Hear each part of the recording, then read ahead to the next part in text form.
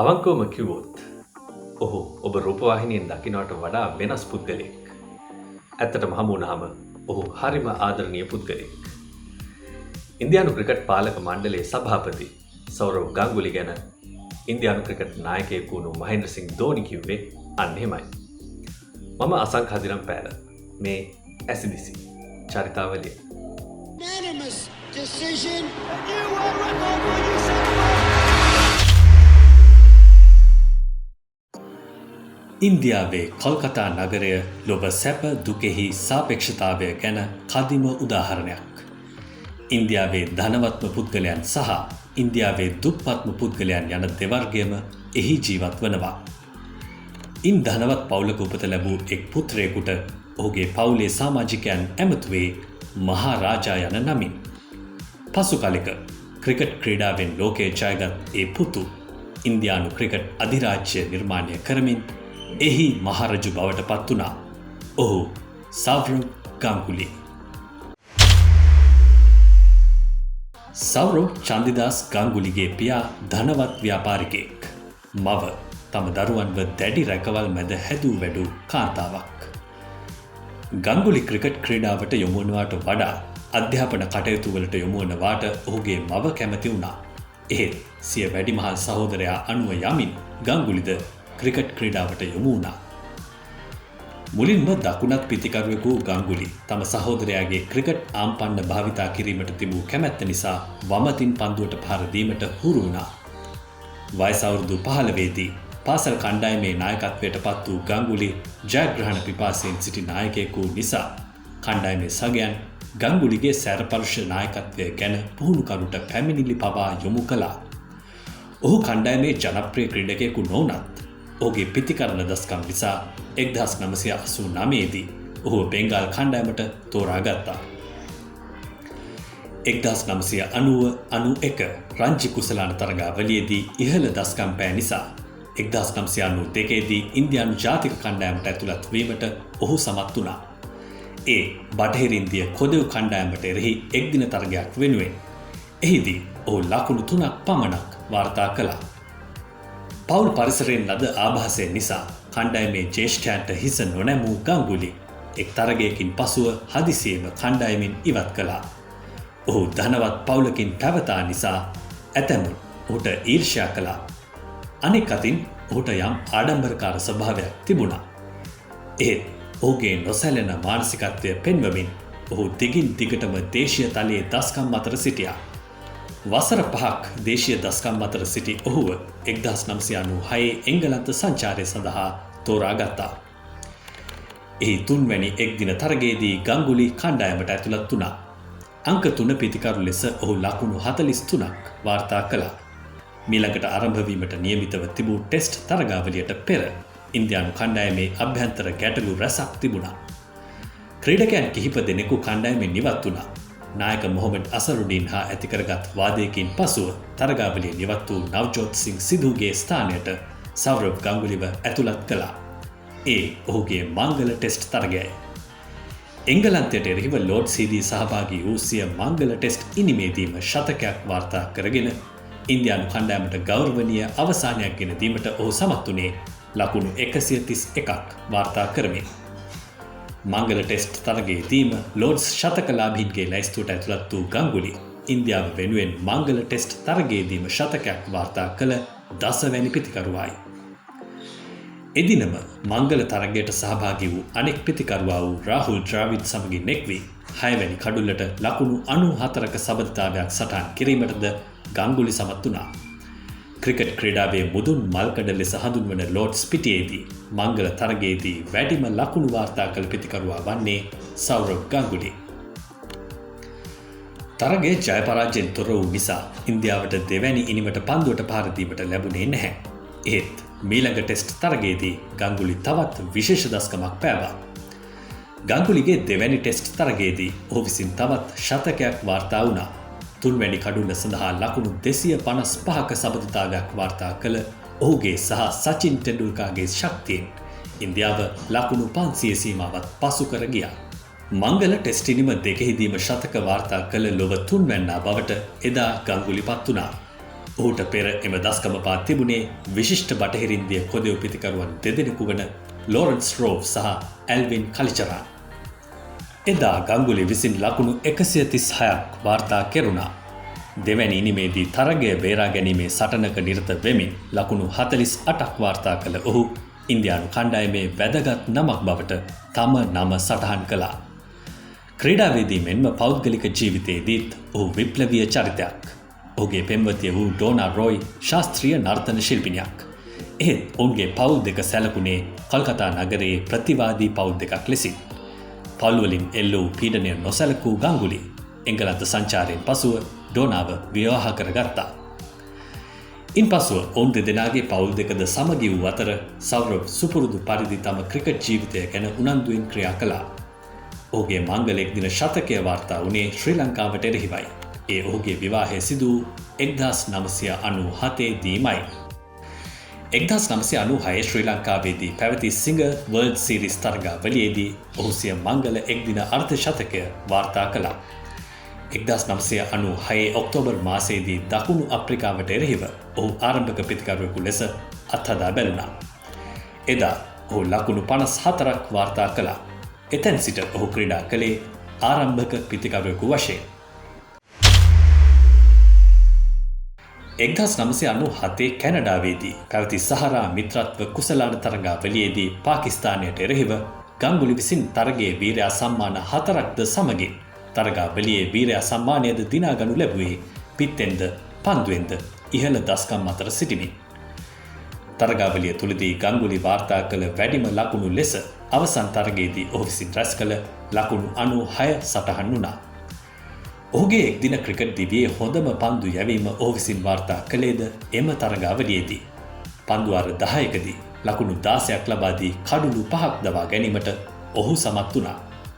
තරග 6කදී ලකුණු 55ක සාමාන්‍යයක් රඳවා ගනිමින් ලකුණු 222ක් වාර්තා කළ ගංගුලි තරග 6කදී ලකුණු 160කට කඩුළු 15ක් දවා ගත්තා.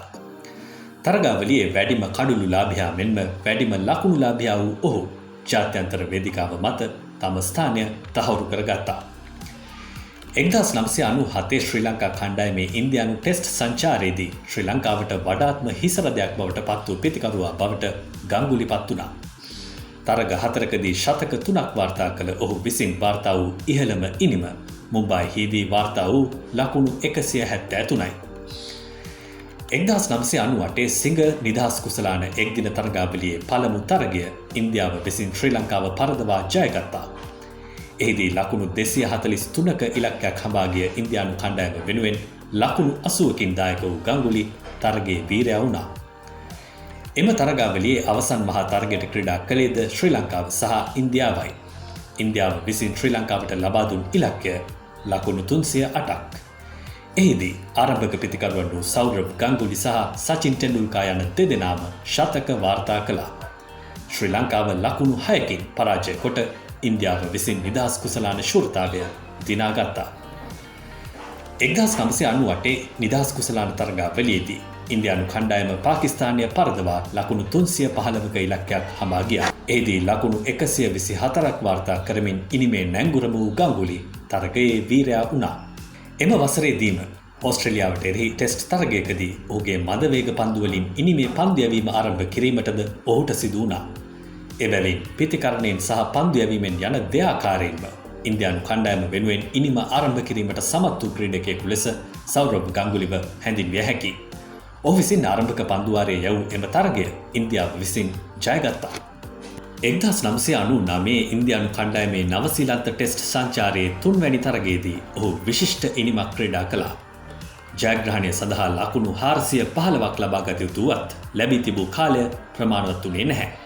එබැවින් කඩුළු රැකගෙන පන්දුවට පහර දිය යුතු වුවත් රාහුල් ද්‍රාවිඩ් සමගින් එක් වී ලකුණු 194ක නොවිදුණු සබඳතාවයක් සටහන් කළ ගංගුලි පන්දු 111කදී නොදැවී ලකුණු 101ක් වාර්තා කළා. 1999 පෙප්සි කුසලාන තරගාවලියේදී ඔහු නැවතත් ශ්‍රී ලංකාවට එරෙහිව එක්දින ශතකයක් වාර්තා කළා. ආරම්භක පිතිකරු වශයෙන් පැමිණ ඉනිමේ පන්දුවාර 50ම ක්‍රීඩා කළ ඔහු ලකුණු 130ක් වාර්තා කළා. ඉන්දියාව ලකුණු 80කින් තරගය ජයගත්තා. 1999 ලෝක කුසලාන තරගාවලියට ඔහු සහභාගී වුණා. ඉන්දියාව සහභාගී වූ පළමු තරගය පැවැත්වුණේ දකුණු අප්‍රිකාවට එරෙහිවයි. එහිදී ශතකයට ලකුණු 3ක් මෙපිටින් සිටියදී ලකුණු 97කට දුවද්දී දැවී යාමට සෞරව්හට සිදු වුණේ ජොන්ටි රෝඩ්ස්ගේ අතිදක්ෂ පන්දු රැකීම හමුවේ. 1999 ලෝක කුසලාන තරගාවලියේ ඉන්දියාව සහභාගී වූ සිව්වැනි තරගය පැවැත්වුණේ ශ්‍රී ලංකාවට එරෙහිවයි.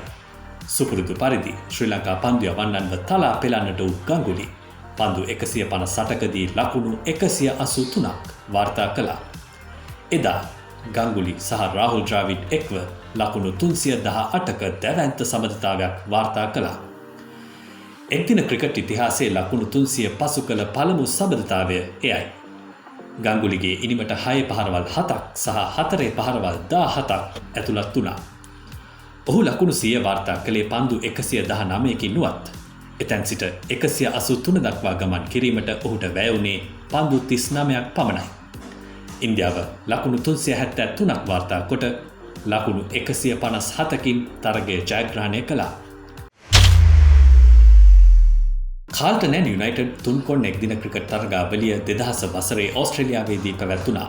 එය ඉතාම තරගකාරී එකක් වුණේ ඕස්ට්‍රේලියාව, ඉන්දියාව සහ පාකිස්තානය ඊට සහභාගී වූ නිසයි. තරග 10කින් සමන්විත වූ තරගාවලියේදී ඉන්දියානු කණ්ඩායම තරග 7කින් තරගාවලියෙන් ඉවත් වුණා. ඒ තරගාවලියේ තෙවැනි වැඩිම ලකුණුලාභියා වුණේ සෞරව් ගංගුලි. ඔහු විසින් ශතක දෙකක් සහ අර්ධ ශතකයක් ඇතුළුව ලකුණු 356ක් වාර්තා කොටගෙන තිබුණේ ලකුණු 50.85ක සාමාන්‍යයක්ද සහිතවයි. පන්දු යැවීමෙන් ඔහු කඩුළු 6ක්ද දබාගෙන තිබුණා. 2000 වසර වන විට ඉන්දියානු ජාතික කණ්ඩායමේ ක්‍රීඩකයන් කිහිප දෙනෙකුටම තරග පාවාදීමේ චෝදනා එල්ල වුණා. ඒත් සමගින් නායකත්වයේ දැරූ සචින් තෙන්ඩුල්කර් නායකත්වයෙන් ඉවත් වුණා. ගංගුලිව ඉන්දිය ක්‍රිකට් නායකත්වයට පත් වුණා. එම වසරේදීම දකුණු අප්‍රිකා කණ්ඩායම ඉන්දියානු එක්දින තරග සංචාරයක නියැලුණා. එහි තරග 5කදී ගංගුලි විසින් එක් ශතකයක් සහ අර්ධ ශතක දෙකක් වාර්තා කරගෙන තිබුණා. ඉන්දියාව විසින් තරගාවලිය ජයගත්තා. එම වසරේදීම කෙන්යාවේ නයිරෝබිහිදී පැවති ICC නොකවුට් තරගාවලියේදී ශතක දෙකක් සහ අර්ධ ශතකයක් වාර්තා කිරීමටද ඔහු සමත් වුණා. ඉන් ශතක දෙක වාර්තා වුණේ දකුණු අප්‍රිකාවට සහ නවසීලන්තයට එරෙහිව පිටමයි. නායකත්වයේ ලැබීමෙන් පසුව ඉන්දිය කණ්ඩායම වඩාත් තරගකාරී එක්දින ක්‍රිකට් කණ්ඩායමක් බවට පත් කිරීමේ වගකීම ගංගුලි විසින් ප්‍රමුඛ කොට සලකනු ලැබුවා. පිටියේදී තරග ජයග්‍රහණය කරනවාක් මෙන්ම පිටියෙන් පිටතදී තවත් තරගයකට මුහුණ දිය යුතු බව ඔහු අවබෝධ කරගත්තා. ඒ පරිපාලකයන් සහ අනුග්‍රාහකයන් සමග කෙරෙන ව්‍යාපාරික සහ දේශපාලනික තරගයයි. නායකත්වය ලැබීමෙන් පසුව යම් කාලයකට ඔහුගේ දස්කම් පහත වැස්සා. ඒත් ඉන්දියානු ක්‍රිකට් කණ්ඩායම වඩාත් ආක්‍රමණශීලී සහ විශ්වාසවන්ත කණ්ඩායමක් බවට පත්වෙමින් තිබුණා. ඒ වන විට ඉන්දියානු දේශීය ක්‍රිකට් තලයේ දස්කම් පාමින් සිටි නවකයන් වූ අජිත් අගාකර්, හේමන්ත් බදානි, දිනේෂ් මොංගියා, නිඛිල් චොප්රා, සුනිල් ජෝෂි වැන්නන්ට ජාතික කණ්ඩායමේ දොරගුළු හැරුණා. 2000 වසරේ 19 පහළ ලෝක ශූරයන් වූ ඉන්දියානු කණ්ඩායමේ වටිනාම ක්‍රීඩකයන් දෙදෙනා වූ යුවරාජ් සිං සහ මොහමඩ් කයිෆ්ද ඉන්දියානු ජාතික කණ්ඩායමට කැඳවනු ලැබුවා. එක්දින පිටියට නුසුදුසු යයි අත්හැර දමා තිබුණු VVS ලක්ෂ්මන්වද යාලි කණ්ඩායමට කැඳ වූයේ ගංගුලිගේ නායකත්වය යටතේ. 2001 ඉන්දියානු කණ්ඩායමේ ශ්‍රී ලංකා ටෙස්ට් සංචාරයේ දෙවැනි තරගය ඉන්දියාව විසින් ජයගත්තා. ඒ සිව්වැනි ඉනිමේදී ලකුණු 264ක් හඹා යමින් නායක ගංගුලි එදා නොදැවී ලකුණු 98ක් වාර්තා කළා. කෙසේ වෙතත් එක්දින පිටියේ වර්ණවත් පිතිකරුවෙකු ගංගුලි ටෙස්ට් පිටියේදී දක්වන දස්කම් ක්‍රමයෙන් අඩු වී තිබුණා. ඔහුගේ වැඩි අවධානය එක්දින ක්‍රිකට් තුල තිබුණා. 2001 ස්ටීව් වෝගේ නායකත්වයෙන් යුත් ඕස්ට්‍රේලියානු කණ්ඩායම සැලකෙන්නේ ක්‍රිකට් ඉතිහාසයේ පහළ වූ ශක්තිමත්ම සහ අපරාජිත ටෙස්ට් ක්‍රිකට් කණ්ඩායමක් වශයෙන්. ඔවුන් ලොව වටාම ගොස් ටෙස්ට් තරගාවලි ජයග්‍රහණය කළා. එහෙත් ඔවුන් අසාර්ථක වූ එකම සංචාරය ඉන්දියානු සංචාරයයි. එක දිගට ටෙස්ට් තරග 16ක් ජයගෙන ඉන්දියාවට ගිය ඔවුන් එහිදී සෞරව් ගංගුලිගේ නායකත්වයේ යටතේ තරග වැදුණු ඉන්දියානු කණ්ඩායම හමුවේ අසාර්ථක වුණා. තනතිරු වලින් සහ ප්‍රේක්ෂකයන්ගෙන් ඉන්දියානු කණ්ඩායමට අනගි සහයක් ලැබුණත් තරගාවලියේ අවස්ථා කිහිපයකදීම ගංගුලිගේ දැඩි ගතිය පෙනෙන්නට තිබුණා. ඔවුන් ලොව ප්‍රබලම ටෙස්ට් කණ්ඩායම ඉදිරියේ එම තරගාවලිය ජයගත්තා. ධනවත් වංශවත් පරපුරකින් පැවතීම ඔහුට එක්තරා වාසියක් වුණා. බලධාරීන්ගෙන් ඔහු පුද්ගලික වාසි ලබා නොතිබීමත්, හොඳින් භාෂාව හසුරුවා වාද විවාද කිරීමේ හැකියාවත්, ඔහුගේ ආර්ථික සහ පවුල් පසුබිම නිසා ඔහුව පහතට හෙළීමට නොහැකිවීමත් නිසා ඔහු හිස කෙලින් තබාගෙන ඉන්දිය ක්‍රිකට් පාලක මණ්ඩලය ඉදිරියේ තමන්ගේ ඉලක්කය පැවසුවා. ඔහුට අවශ්‍ය වුණේ ලොව ප්‍රමුඛතම එක්දින කණ්ඩායම ඉන්දියානු කණ්ඩායම බවට පත් කිරීමටයි. එක්දින ක්‍රිකට් ක්‍රීඩාවේ ශීඝ්‍ර දියුණුව සහ ඒ වටා මුදල් ගැවසෙන ආකාරය තම ව්‍යාපාර ඥානයෙන් මැනවින් හඳුනාගත් ගංගුලි 2003 ලෝක කුසලාන තරගාවලිය ඊට හොඳම අවස්ථාව බව වටහා ගත්තා. වසර 2ක් පමණ තමන්ගේ ඉලක්කයට යාමට වැදගත් වන ක්‍රීඩකයන්ව සොයා ගිය සෞරව්, විරේන්ද්‍ර සෙවාග්, හර්භජන් සිං, ઝහීර් ખાન සහ මුරලි කාර්තික්වද සොයාගත්තා. යුවරාජ් කයිෆ් වැනි නවකයන්ගේ ජව සම්පන්න ක්‍රීඩා විලාශය නිසා එතෙක් පිටිය රැකීමේදී කම්මැලි කණ්ඩායමක් ලෙස සැලකුණු ඉන්දියානු කණ්ඩායම ආක්‍රමණශීලී ක්‍රීඩා රටාවකට අවතීර්ණ වුණා. එය හොඳින්ම ලොවට දැකගන්නට ලැබුණේ එංගලන්තය, ශ්‍රී ලංකාව සහ ඉන්දියාව සහභාගී වූ 2002 නැට්වෙස්ට් ක්‍රිකට් තරගාවලියේදී. ඒ තරගාවලියට පෙර යම් සිද්ධියක් සිදු වුණා. 2002 ජනවාරි මාසයේදී එංගලන්ත කණ්ඩායම ඉන්දියාවේ එක්දින තරග සංචාරයක නියැලුණා. ගංගුලිගේ නායකත්වයේ යටතේ ඉන්දියානු කණ්ඩායමත්, ඉන්දියානු සම්භවයක් ඇති නසාර් හුසේන්ගේ නායකත්වයේ යටතේ එංගලන්තයත් තරග වැදුණා. තරග 6කින් යුත් තරගාවලියේ තරග 3ක් ඉන්දියාව විසින් ජයගෙන තිබුණා. එංගලන්තය තරග 2ක් ජයගෙන තිබූ පසුබිමක මුම්බයිහි වන්කෙඩේ ක්‍රීඩාංගණයේදී අවසන් තරගය පැවැත්වුණා. එහි අවසන් පන්දු වාරයේදී තරගාවලිය ජයග්‍රහණය කිරීම සඳහා ඉන්දියාවට කඩුළු 2ක් අතැතිව ලකුණු 11ක් අවශ්‍යව තිබුණා. පන්දු යැව්වේ ඇන්ඩ්‍රූ ෆ්ලින්ටොෆ්. ඔහුගේ දක්ෂ පන්දු යැවීම හමුවේ එංගලන්තය ලකුණු 5කින් තරගය ජයගත්තා. අවසන් ඉන්දියානු කඩුළු 2 දවාගෙන ජයග්‍රහණයෙන් පසුව ඇන්ඩ්‍රූ ෆ්ලින්ටොෆ් පාපන්දු ගෝල සැමරුමක ආකාරයෙන් තම ජර්සිය ගලවා එය කරකවමින් උඩුකය නිරුවත්ව වන්කෙඩේ පිටිය මැද දිව ගියා. එංගලන්ත කණ්ඩායමක් ඉන්දියාවේදී තරගාවලියක් ජය ගැනීම විශාල ජයග්‍රහණයක්. මෙම පසුබිම තුලයි නැට්වෙස්ට් තුන්කොන් එක්දින තරගාවලිය එංගලන්තයේදී පැවැත්වුණේ. එම තරගාවලිය අනිවාර්යෙන්ම ජයගත යුතු බවට අධිෂ්ඨානයක් ගංගුලි ප්‍රමුඛ ඉන්දියානු කණ්ඩායමට තිබුණා. නායක ගංගුලි ඉන්දියාවේදී ලද පරාජය ශක්තියක් කරගෙන එංගලන්තය බලා යන කණ්ඩායම සූදානම් කළා. ක්‍රීඩකයන්ගේ චිත්ත ධෛර්යය වැඩි කළා. එංගලන්තයට එරෙහිව ඉන්දියාව සහභාගී වූ පළමු තරගයේදී ඉන්දියාවට හිමි වූ ඉලක්කය 272ක්. ගංගුලි සහ ෂෙවාග් ලකුණු 109ක ආරම්භක සබඳතාවයක් පැවැත්වුවත් ලකුණු 40ක් තුල කඩුළු 4ක් දැවී ගියා. එහෙත් තරගය අත් නොහැරි රාහුල් ද්‍රාවිඩ් සහ නවක ක්‍රීඩක යුවරාජ් සිං ලකුණු 131ක නොබිදුණු සබඳතාවයක් සමගින් ඉන්දියාවට ජයගෙන ආවා.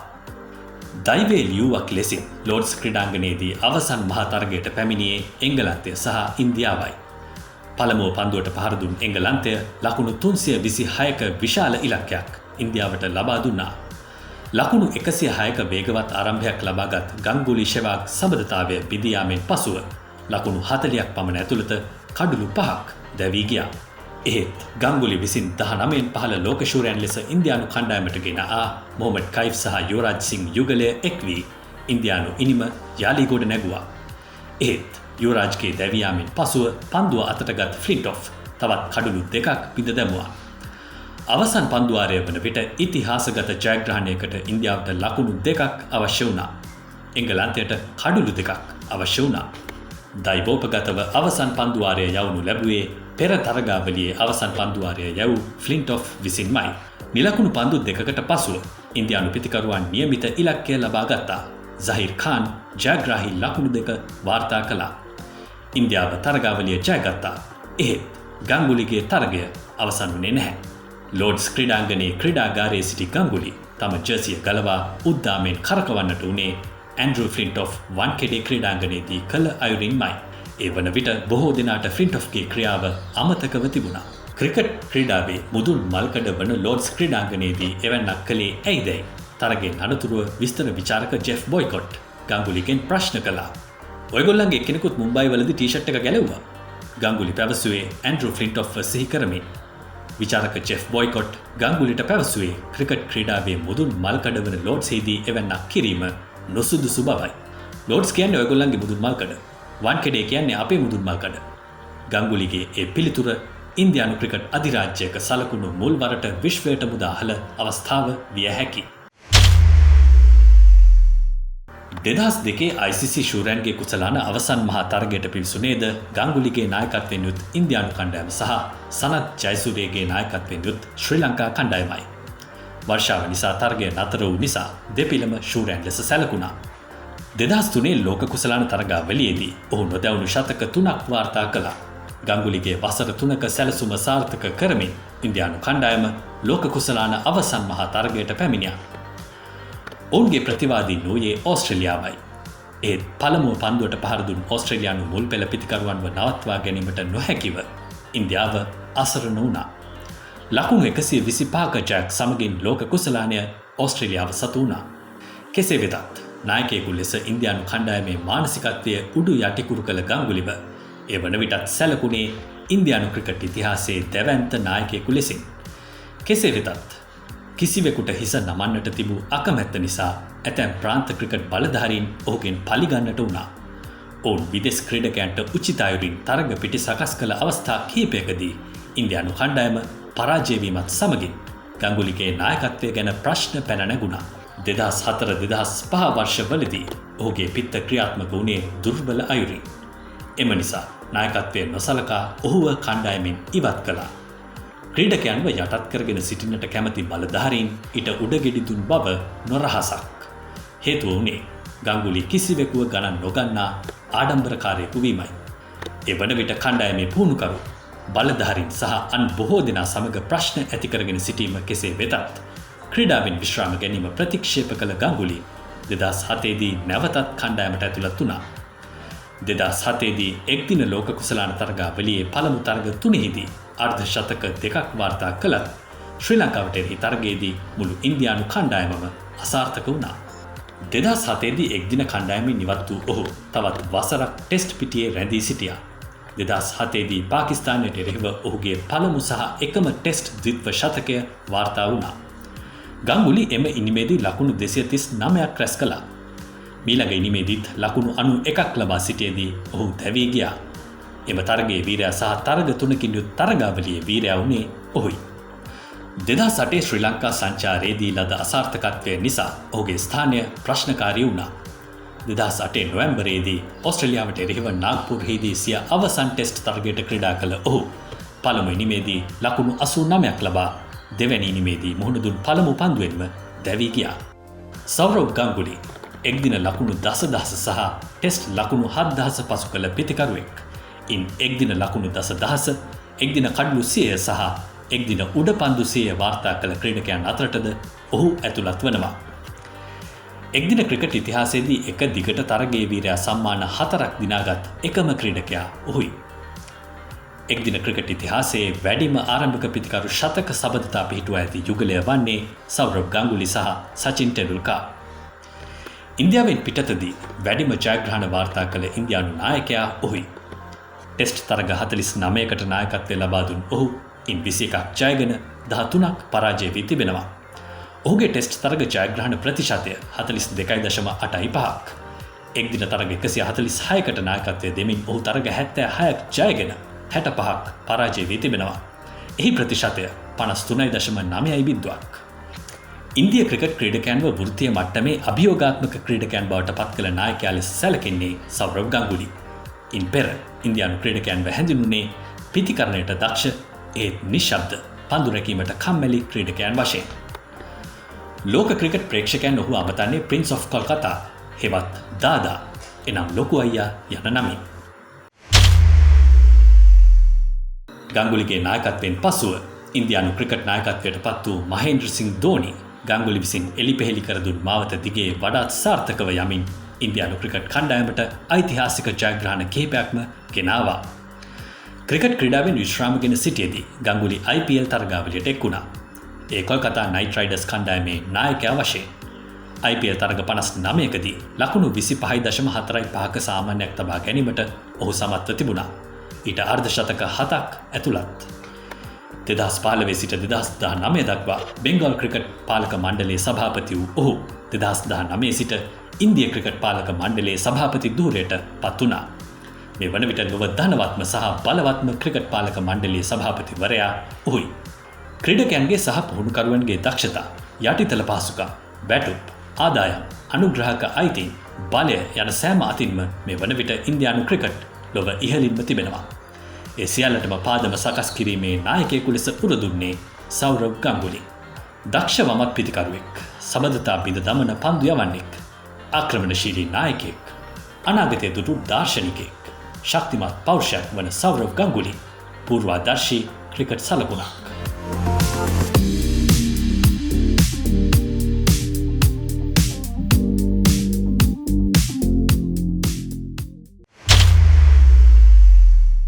සෞරව් ගංගුලි කියන පිතිකරුවා එක්තරා කාලෙකදී ශ්‍රී ලංකාවට දැඩි හිසරදයක් වුණු ක්‍රීඩකෙක්. අපිත් ඔහුට අකමැති වුණු කාල තිබුණා. නමුත් ක්‍රීඩාවෙන් සමුගත්තාම ඔහු ගැන දැනගන්නට ලැබෙන දේවල් එක්ක අපි හිතනවා ඔහු ලොව ශ්‍රේෂ්ඨ ක්‍රීඩකෙක් වගේම ඉන්දියානු ක්‍රිකට් වල ස්වභාවය වෙනස් කරපු නායකයෙක් කියලා. හමුවෙමු ඊළඟ වැඩසටහනින්. මේ ඇසිදිසි. ස්පෝර්ට්ස් කියලා ටයිප් කරලා 670ට එවන්න. මාසෙටම රුපියල් 30යි. කුන්දේසි සහිතයි.